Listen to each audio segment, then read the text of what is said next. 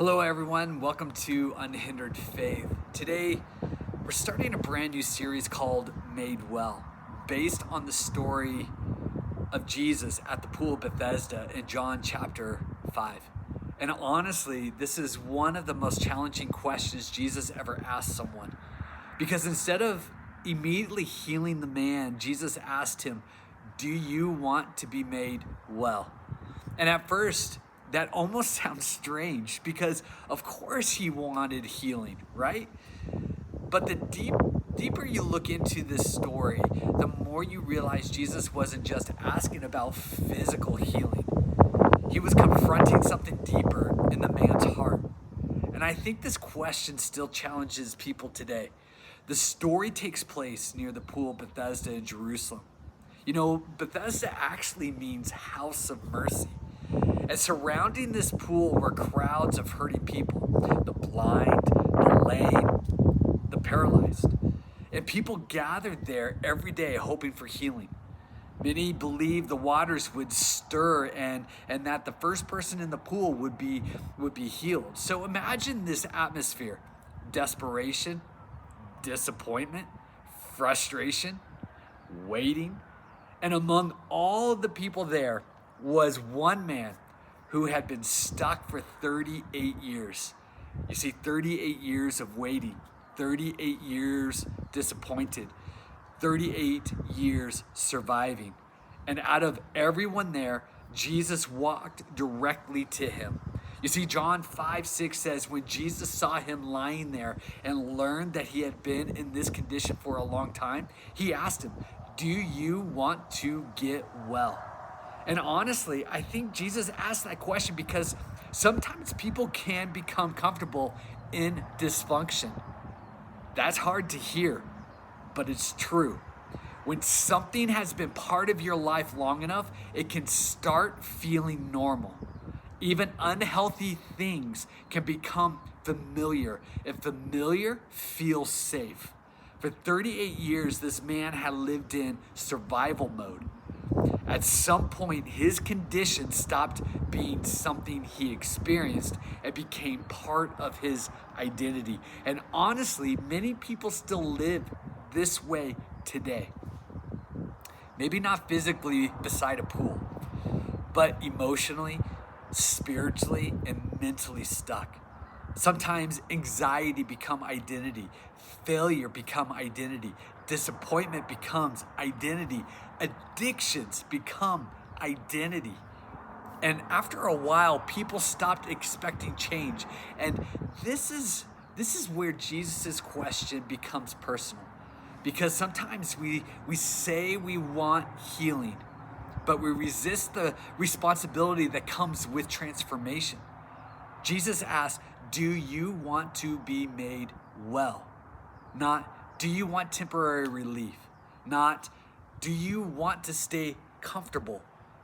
Real healing requires honesty because transformation forces us to confront habits and mindsets and excuses and fears. And many people want God to remove pain without surrendering the patterns connected to it. You see, there have been seasons in my own life where I've prayed for God to change things. But if I'm honest, I wasn't fully ready to let go of what was familiar. Because even unhealthy patterns can feel comfortable when they've been part of your life long enough. Change becomes difficult when dysfunction becomes familiar. That's why Jesus' question matters so much, because healing often begins with honesty. And what happens next in this story is really revealing. He says, "Sir, I have no one to help me into the pool." Notice something? Jesus asked about healing. The man answered with excuses. And before we judge him too quickly, a lot of us do the same thing. We explain why we can't grow, why we can't heal, why we can't move forward. And while those reasons may be real, they can also become barriers. Because sometimes the greatest obstacle to change is the story we keep repeating to ourselves. But this story also reminds us of something powerful. Jesus didn't come just to help the man survive better. He came to restore him. And God wants more for your life than survival mode, more than just barely making it through life. Jesus offers healing and restoration and freedom and transformation, but transformation begins when we stop hiding behind excuses and honestly surrendering your heart and my heart, our hearts to Him. And maybe that's where you are right now. Maybe there's an area of your life where you've stopped believing change is possible. Maybe dysfunction has become familiar. Maybe excuses have become comfortable. But Jesus still asks the question, do you want to be made well? Because healing often begins with honesty. So let me leave you with this question. What area of your life have you stopped believing can change? And what would happen if you finally surrendered that area fully to God? Because mercy still walks towards broken people.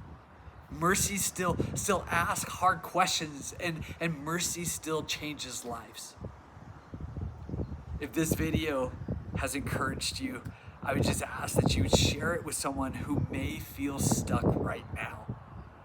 And let me know in the comments below, what's one area where you believe God wants to bring change in your life?